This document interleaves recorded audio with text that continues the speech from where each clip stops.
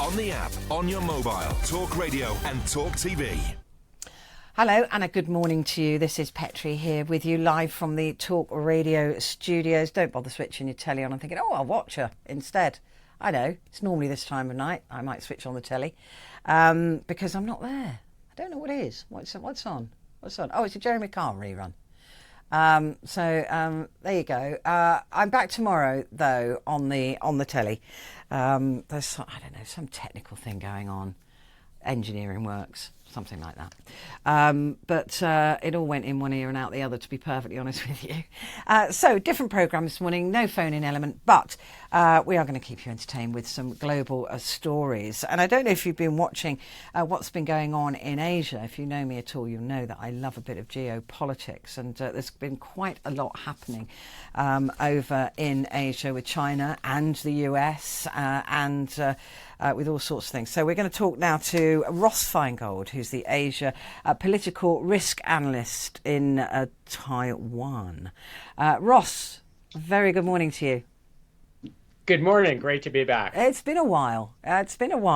What have you been doing over there? You've certainly been busy, that's for sure. Yeah, try to stay safe. I mean, any day that I suppose a war hasn't occurred where I'm currently living in Taiwan, I suppose that's a good day. Keeping in mind that other than Ukraine, so many media pundits, commentators say that the Taiwan Strait is one of the more dangerous places in the world. Yeah, can you update us on that? Because, like you said, the media is sort of looking the other way at the moment. And we know that there's been training exercises. We know that there's been interference from China. But not very much is making it onto, certainly where they should be, on the front pages. Believe it or not, and I find this a bit bizarre, and I hope what I'm about to say doesn't get me thrown out of Taiwan, but Taiwan's top defense official actually publicly said last week that the Chinese military doesn't have the capability to invade Taiwan at the moment. And I was thinking, my gosh, where have you been, sir?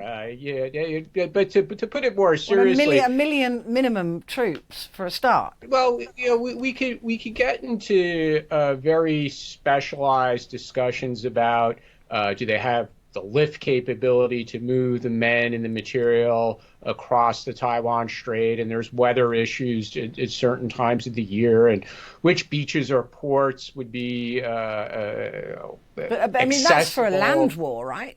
There's no reason it has to be a land war. That's right. Similarly, we could get into specialized discussions about the use of paratroops or the use of naval blockades to force Taiwan to succumb.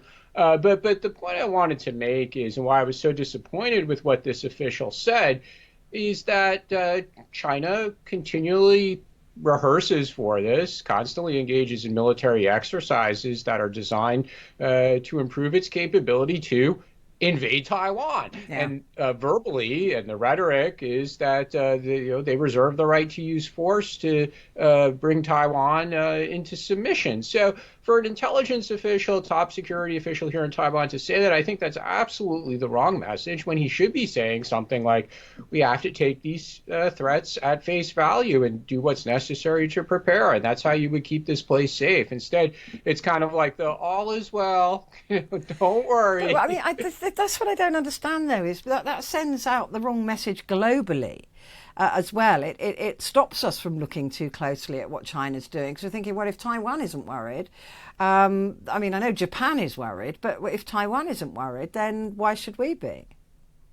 Yeah, that's a good point. Yeah, coincidentally, there is a parliamentary delegation from the UK that's here, and there have been a lot of parliamentary delegations from different countries in Europe, as well as the United States and Japan, Canada, that have visited Taiwan recently. Although there's often an element to that, which is they are members of parliaments, or in the case of the United States, members of Congress, and they are not the executive branch, right? They are not the ones who are making the decisions whether or not to sell weapons or gift weapons to Taiwan or enhance bilateral military cooperation. So it's very easy for parliamentarians to show their support for a place around the world. Right? It gets some good media attention. In some cases, it gets them a trip to fly around the world. Who doesn't like that? You visit a foreign country as a member of parliament. Usually, the host country is going to, treat you like wine and dine. Yeah, and also, so they're not high enough. They're not quite senior enough to upset China, because this is the geopolitical game, isn't it? That they're sort of showing a little bit of. Is this a good time to talk about last week's news about how much Liz Truss got paid for her speech in May here in Taiwan? Yeah. Anytime you want to talk about Liz Truss is fine by me. Absolutely. But this is the thing, isn't it? She got 80,000. She got 80,000 pounds according to her disclosures. Wow. How can I get that sort of money, Ross? Can I come over and do a speech? I bet I'd be much better than her. Well, you got to first be prime minister for a few weeks. And universally disliked, apparently. And then but here's I know you don't want to dwell on that. Economy. But the interesting thing about her speaking fee here was it was significantly more than her other speaking fees that she had reported for earlier this year in different places around the world, both at home in the UK as well as in Japan and India. This was much, much higher. I publicly said on television here in Taiwan that I think Taiwan overpaid on that one. Oh my gosh, so did. I mean, if you're just Prime Minister, how many days was it? Was it 30 odd days? I mean, seriously. 41, I can't remember. Anyway, a lettuce lasted longer. So we'll get the lettuce to talk next time. So let's talk about the US trip to Beijing. It seems that Janet Yellen has managed to improve relations between China and America. I like that you used the word managed, but I'm going to take it in a different direction, which is I don't think there was very good expectations management for this trip. And that kind of followed on the Blinken trip just a few weeks earlier. Then we have John Kerry, who's going to visit, talk about climate change. People say there's one school of thought that says they are talking. The two sides are talking. Blinken facilitated that. Now Yellen continued to facilitate that, and that's an achievement of itself. I'll say that's that kind of view is very common with I'll call it the liberal, in the American context, progressive liberal Democrat approach to foreign policy. That, well, as long as we're talking, and it's kind of like Obama, right? The guy won the Nobel Peace Prize just for showing up on his first day of work as president because he was a great talker and he was a great orator. But the fact that Yellen went and they had some fairly direct but also polite conversations, and then they call that an achievement, but I don't think there's any substantive achievements. I mean, if you look at it from a U.S. perspective and you want to say, like, what did the U.S. really get from this? Did China announce some kind of market access policy change that's going to help U.S. companies? Did they commit to, I don't know, fill in the blank, right? Stopping fentanyl, precursor chemical exports, or something on intellectual property theft? No, there were no commitments like that. I mean, of course, if I was part of the Chinese leadership, I wouldn't make any of those commitments either. No. You don't need to. No, she exactly. showed up. All she wanted to do was just say she's talking to you. Again, I think that the expectations management wasn't good. The experts are going to debate similar to Blinken's trip about the room arrangements, and now people are saying Yellen bowed to the Chinese officials, and she didn't maintain the dignity of a United States cabinet officer. So there'll probably be that element as well. I'll just say substantively, I don't think much was achieved, and maybe the timing just wasn't right coming so soon after Blinken's visit. Yeah, I mean, I wonder if it's seen as a success if Yellen just walked away without causing a political crisis. I mean, maybe that's how we define success now. Is when apparently for Team Biden. For Team Biden is when you walk away without upsetting everybody. Well, they love to talk. I mean, they love multilateral events, and I mean, this example is bilateral. But again, the point is, they think talking is an achievement of itself. Yeah. I think that they should have sought more, or just not done it at all. I'm not sure really what they achieved out of this, though. No, well, it was hours and hours. I think it was 10 hours of meetings, and there was no breakthrough on any issue. But there, like we said, there wasn't war. So maybe that's the thing. North Korea. Let's have a look at North Korea, a thorn in the side of everyone apart from the Russians, it would seem. North Korea is now threatening to shoot down US spy planes. Interesting. I mean, if these spy planes are in North Korean airspace, I guess that's fine, right?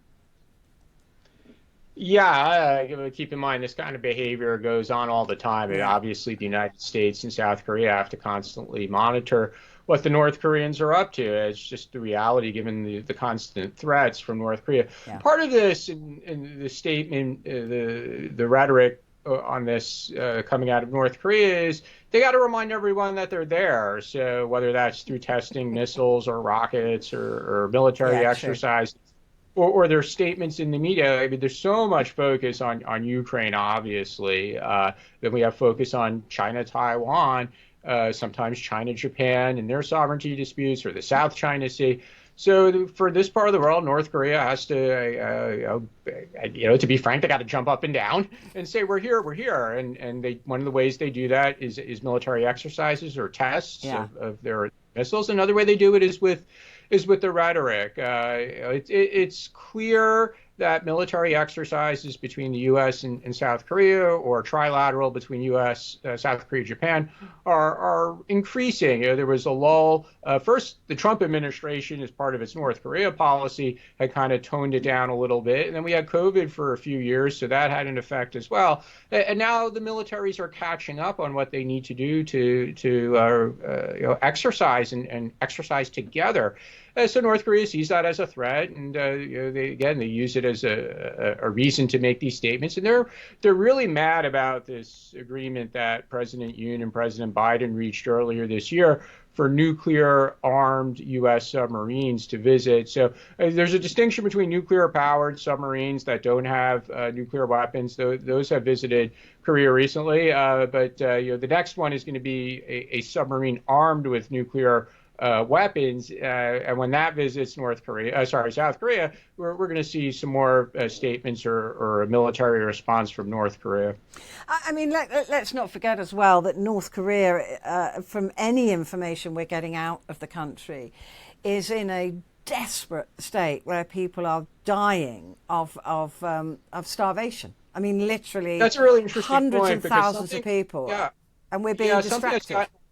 A lot of new media attention over the last few months is the numbers of people who are leaving North Korea. It's actually down. It's significantly down versus pre-COVID because the borders have been closed. The Chinese have closed the border, or for the North Korea side, they closed the border. That's only slowly reopening. And China cooperates with the government of North Korea in returning North Koreans that they find on the run, trying to get from northeast China to the border with Vietnam or Laos, all the way on the other side of the country. So they have people who are North Koreans who are trying to flee. It's very far. They got to pay smugglers, and sometimes they get caught and China returns them.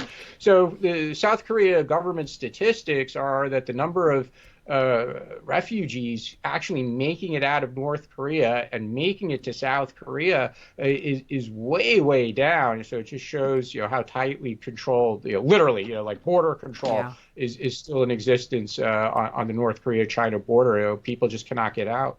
And people that can get messages out and do get out are saying that the food crisis in North Korea has reached unbelievable levels, that they've never known anything like it.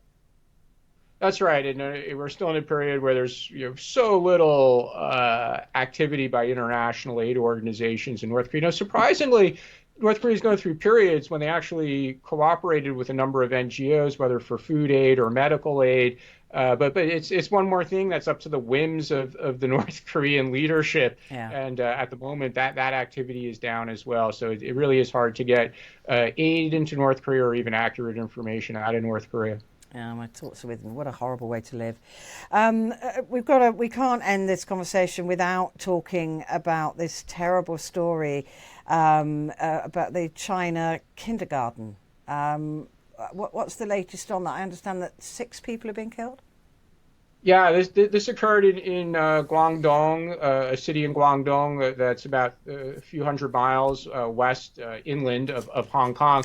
Unfortunately, preschool stabbings in China is a recurring problem. I hate to make this analogy, but it's almost analogous to U.S. school shootings. It seems to be Wow. a way that people angry with society take out their rage. There's almost no access to handguns in China, but there's this recurring problem where angry people, it's usually male, they barge into a kindergarten and they just start slashing people. So over the last 10, 15 years, this has happened repeated number of times. And then the usual thing happens that the news, you can't repress it in the first instance. It's in the news, it's on social media, but then the Chinese authorities will start to clamp down on the online conversation. And believe me, the victim families, they never really get justice. And the moment they protest, then they get told you better stop protesting or asking for more compensation or a more thorough investigation. So we ultimately rarely ever find out the truth of these situations. I mean, it is a tragedy. There's 6 people being killed and one injured, but we'll probably never be able to find out why, or what the motivation was, what led to this. There's just no reporting on this at all. That's right. Limited reporting. And of course, the judicial system is not going to provide us with great insights because the trial will occur quickly and end quickly. And who knows? But there's a likelihood the person will get the death penalty. They don't do jailhouse interviews like we have in the West. So you're absolutely correct. We're not going to find the truth. And well, one more point on this issue. There is a recurring, for all the problems or criticisms we can make about China, one thing that China is still very much lacking in is proper mental health care. Yeah, I think that goes for quite a few countries, especially in the West as well. Certainly. Always a pleasure to talk to you, Ross. Thank you so much. You take care of yourself. Don't get thrown out of Taiwan. But if you do, come to London. We'll have you. Thank you. Ross Feingold there, Asia political risk analyst in Taiwan.